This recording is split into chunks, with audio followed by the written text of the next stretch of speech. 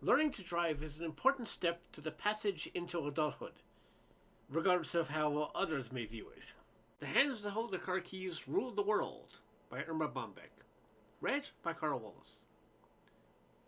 Dialogue between a mother who was told having a daughter drive would be a blessing, and a daughter who up to now believed everything a mother did, she did out of love. Mother. I'm not a well woman, Debbie. You know that. After the last baby 15 years ago, doctors had already experienced periods of tension and depressing. I am tense and depressed now. What are you doing? Debbie. Putting the key in the switch. Mother. Don't start the thing in this car until I tell you to. First, I want you to relax. You can't drive a car when your hands are gripped on the door handle and the whites of the knuckles are showing. Debbie. You're the one clutching the door handle. Mother. That's what I said. Just relax and put all the anxieties about driving out of your mind. Forget that behind the wheel of this car you are a potential killer. That you are maneuvering a ton of hard-coat steel which you can wrap around a telephone pole just by closing your eyes to sneeze. Are you relaxed? Debbie? I think so. Mother. All right now. Let's go over the checklist. Do you have flares in your trunk for when you get a flat tire? Debbie? Yes. Mother? Do you have a dime so you can call AAA when the motor stops dead on you? Debbie? Yes. Mother? You have a license so you can show it to the nice officer when he stops you for violating something? Debbie? Yes, Mother. Mother? All right then. Just turn the key at the same time step on the accelerator. Debbie? Are you going to fasten your seatbelt? Mother? Are you crazy? I may want to leave in a hurry. Let's get on with it. Just gently touch the accelerator. Debbie? Like this? Mother? Hold it! Stop the car! Let us get one thing straight. The radio has to be off. There's not room in this car for Diane Warwick, you, and me. One of it has to go. You're driving. It can't be you. I'm supervising. It can't be me. Diane is singing. She is expendable. Now, just relax and push on the accelerator. Any idiot can drive. I do it every day. Just ease along, unwind, hang loose, and don't think about the trunk over the hill waiting to slam into you. What are you doing? Debbie, stopping the car. Mother, what for? Debbie, there's a stop sign. Mother, why are you stopping by here? That stop sign is 40 feet away, for crying out loud. Pull up, give it a little gas. Go ahead. No, wait!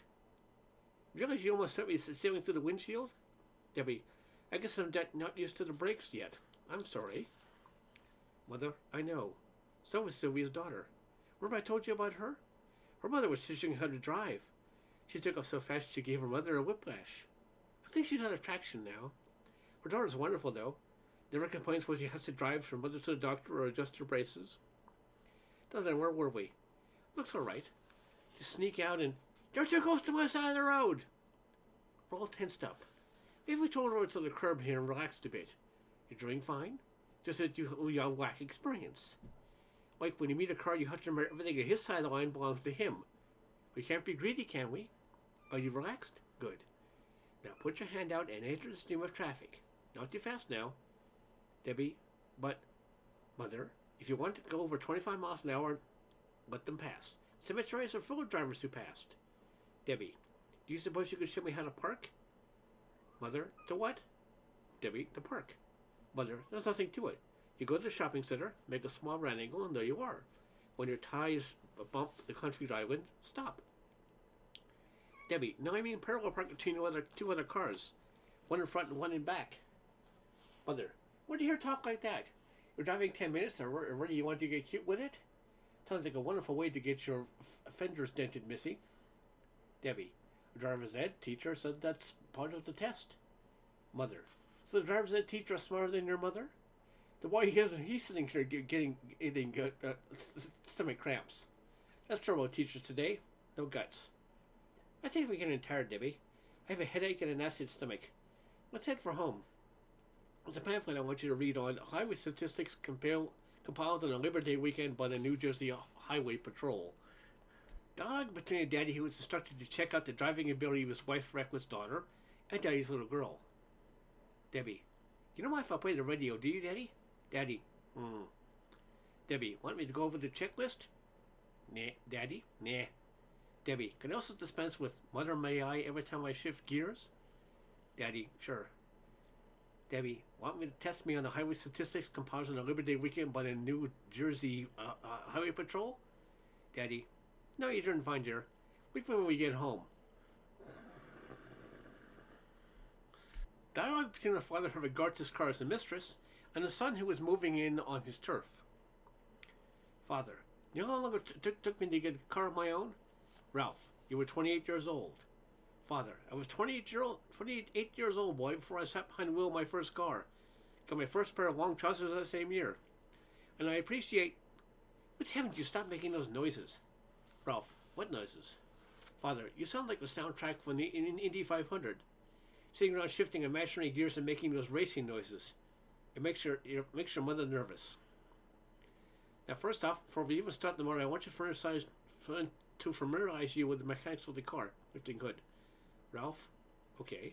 Father, here's the motor. This big thing over here.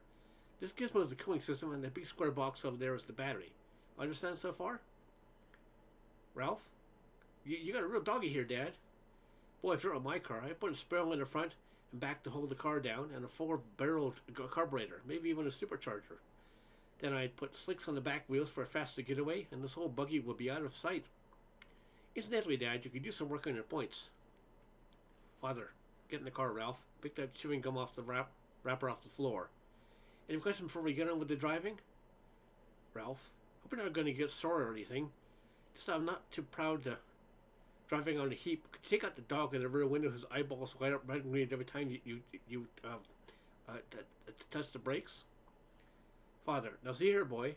Your mother bought me that for my birthday. I have no intention of taking it out of the car. It would break her heart. What do you mean with that heap crack?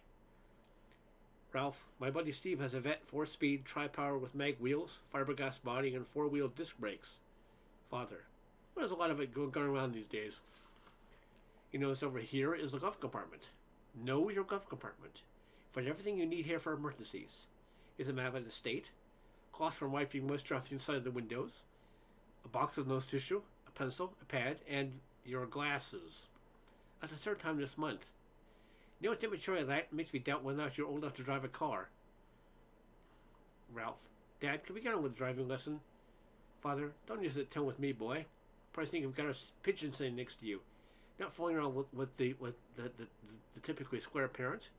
What would you say if I told you I knew what laying a patch meant? I know what I'm dealing with. The insurance companies know what they're doing when they set the highest rate for young boy drivers.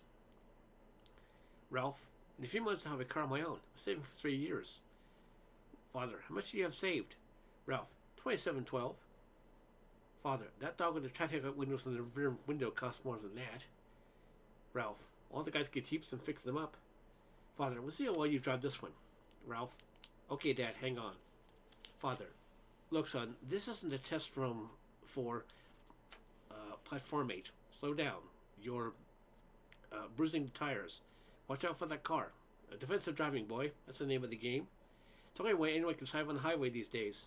Now don't race the motor. Wait until she shifts and drive for herself. Ralph, well, Dad, what do you think? Father, looking ashen. Take me home. Never seen such abuse to a car in my life. Now slow down. You're driving a lady, boy, and don't you forget it. Dialogue between the mother and her misunderstood driver's son. Mother, you remember to open the door for your mother. Ralph, it's nothing.